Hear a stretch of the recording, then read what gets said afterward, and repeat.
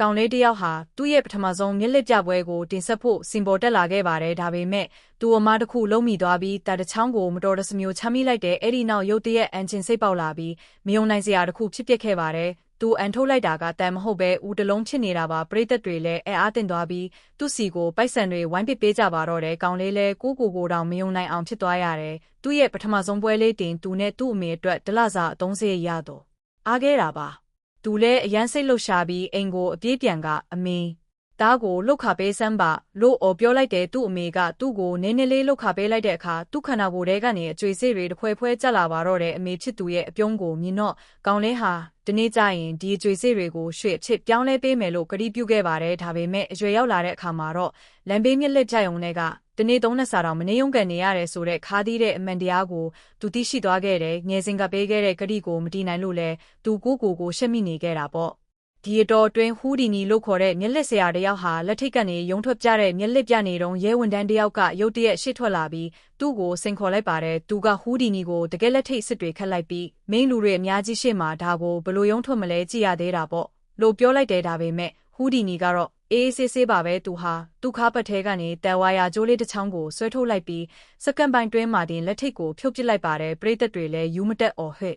အားပေးကြပြီးအဲ့ဒီအချိန်မှာပဲဟူးဒီနီရဲ့ခေါင်းထဲကိုအိုင်ဒီယာအကြီးတစ်ခုဝင်လာပါတော့တယ်နောက်ရက်မှာတော့သူဟာရဲစခန်းတစ်ခုထဲဝင်သွားပြီးသူ့ရဲ့စုဆောင်းဝယ်အားလုံးကိုထုတ်ပေးကထူးဆန်းတဲ့တောင်းဆိုမှုတစ်ခုလုပ်ခဲ့ပါတယ်ထောင်ပိုင်ကြီးကသဘောတူပြီးသူ့ကိုစင်တကောင်တောင်လဲကျသွားစေနိုင်လောက်တဲ့အားပြည့်နဲ့လက်သီးတစ်ချက်နဲ့ထိုးလိုက်ပါတယ်ဒါပေမဲ့ဟူးဒီနီကနိုမဲ့အစားသဘောကျနေတဲ့ပုံစံနဲ့ပြုံးပြနေခဲ့တယ်ထောင်ပိုင်ကြီးလည်းရှက်ကိုရှက်ကန်းဖြစ်ပြီးသူ့ကိုအချုပ်ခန်းထဲပိတ်လောင်လိုက်ပါတော့တယ်ဒါပေမဲ့ဒါကဟူးဒီနီအလိုချင်ဆုံးအရာဖြစ်နေခဲ့တာပါသူ့ရဲ့တကယ်စီစဉ်ကထောင်ကနေထွက်ပြေးပြီးနာမည်ကြီးလာဖို့ပဲဖြစ်ပါတယ်အချုပ်ခန်းထဲမဝင်ခင်မှာဟူးဒီနီရဲ့ဇနီးချစ်သူကသူ့ကိုနမ်းလိုက်ပြီးအရာတစ်ခုခုကမ်းပေးလိုက်ပါတယ်ထောင်ပိုင်ကြီးကတန်တရားဝင်သွားပြီးဟူးဒီနီရဲ့ပါးစပ်ကိုစစ်ဆေးခဲ့ပေမဲ့ဘာမှရှာမတွေ့ခဲ့ပါဘူးဒါပေမဲ့သူကမင်းသားထွက်ပြေးဖို့စ조사ရင်တကယ်အမှုနဲ့အဖမ်းခံရအောင်ငါလုံးမှာလိုတတိပေးလိုက်တဲ့လူတွေအားလုံးထွက်သွားတာနဲ့ဟူးဒီနီကသူ့ရဲ့တကယ်မျက်လက်ကိုစတင်လိုက်ပြီးမကြခင်မှာပဲထောင်ကနေလွတ်မြောက်သွားခဲ့ပါတယ်တနင်္ဂနွေချင်းမှာတင်ဟူးဒီနီဟာစတာတယောက်ဖြစ်လာခဲ့တာပေါ့ဒါပေမဲ့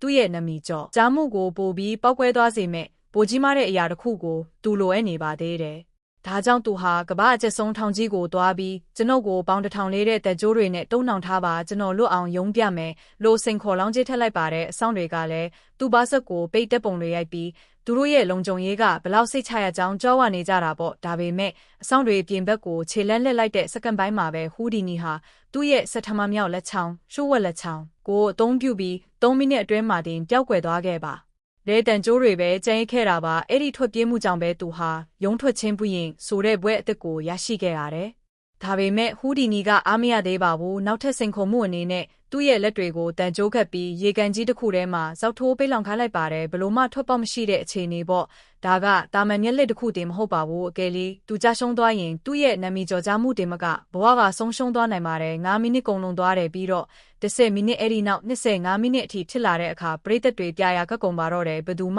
ဒီလောက်ကြာကြီးအသက်မအောင်နိုင်ကြဘူးလေလူတွေကရေကန်ကိုရိုက်ခိုလိုက်ကြပါတော့သူ့ကိုကယ်ကြပါဦးလို့ဟစ်ကုန်ကြတယ်သူ့ရဲ့လက်ထောက်ကလည်းမိသက်သမားတွေကိုခေါ်လိုက်ရပါတယ်သူတို့ရေကန်ကိုရိုက်ခွဲလိုက်တဲ့အခါမှာတော့ကန်ထဲမှာဘာမှရှိမနေခဲ့ပါဘူးဟူးဒီနီရဲ့ဒဏ္ဍာရီကပိုပြီးတော့တောင်ကြီးကျယ်လာခဲ့ရတယ်မကြခင်မှာပဲဂျာမနီသမ္မတကသူ့ကိုဖိတ်ကြားခဲ့ပါတယ်အဲ့ဒီမှာဟူးဒီနီဟာဘယ်သူမှမြင်ဘူးသေးတဲ့မျက်လက်တစ်ခုကိုပြသခဲ့တယ်သူဟာပြစ်မှတ်တစ်ခုကြားမှာမတည့်ရက်ပြီးကြည်စံကိုဘားစက်နဲ့ဖမ်းပြမယ်လို့ကြေညာလိုက်ပါတယ်စစ်သားကတွန်းဆုတ်နေပေမဲ့တင်နက်ကိုပြဖောက်လိုက်ပါတယ်ဟုတ်ပါတယ်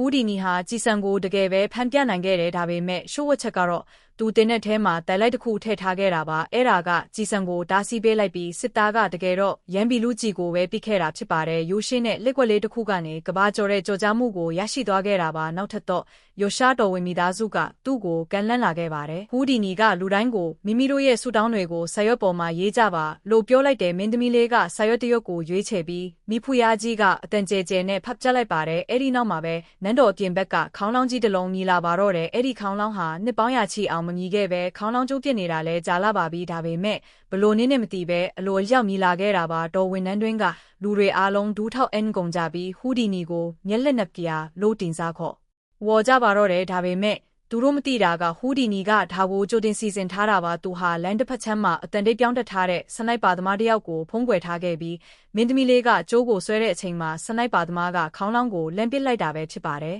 ။အဲ့ဒီနောက်မှာတော့ဟူဒီနီရဲ့နာမည်ဟာကဘာတဝန်းလုံးကိုပြန့်နှံ့သွားခဲ့ပြီးနောက်ဆုံးမှာတော့သူငယ်စဉ်ကပေးခဲ့တဲ့ကတိကိုဒီနိုင်ခဲ့ပါပြီးသူ့အမေလိုချင်တာမှန်သမျှအကုန်ဖြည့်ဆည်းပေးနိုင်လောက်တဲ့အထိမွေတွေမြောက်များရှာဖွေနိုင်ခဲ့တာပေါ့ဒါပေမဲ့ခေတ်ကာလတွေပြောင်းလဲလာပြီးနေပညာတွေတိုးတက်လာတဲ့အခါလူတွေကမျက်လစ်ပွဲတွေကိုမလာကြတော့ပါဘူးအခုဆိုရင်လူတွေဟာရုပ်ရှင်ရုံတွေစီစိတ်ရောက်ကုန်ကြပြီးချာလီချက်ပလင်ကိုကြည့်ပြီးတဟားဟာရေမောနေကြတာပါဟူဒီနီကဒါကိုအယမ်းမုန်းတီးခဲ့တဲ့ဒါကြောင့်သူဟာရဲရင်တဲ့ဆုံးဖြတ်ချက်တစ်ခုချလိုက်ပါတယ်သူဟာသူ့ရဲ့မျက်လက်ပြပွဲကိုပြဿယုံထဲကနေဆွဲထုတ်ပြီးရေခဲကျင်အိုင်ကြီးတစ်ခုစီယူဆောင်လာခဲ့တယ်သူဟာခန္ဓာကိုယ်ကိုတန်ကြိုးတွေနဲ့တုံးနှောင်ပြီးပေတရာမြင့်တဲ့တရားပေါ်ကနေရေခဲဓမြအေးဆက်နေတဲ့ရေထဲကိုခုန်ချလိုက်ပါတော့တဲ့ရေအောက်ရောက်တဲ့အခါမှာတော့သူတန်ကြိုးတွေကိုစတင်ဖြုတ်လိုက်ပြီး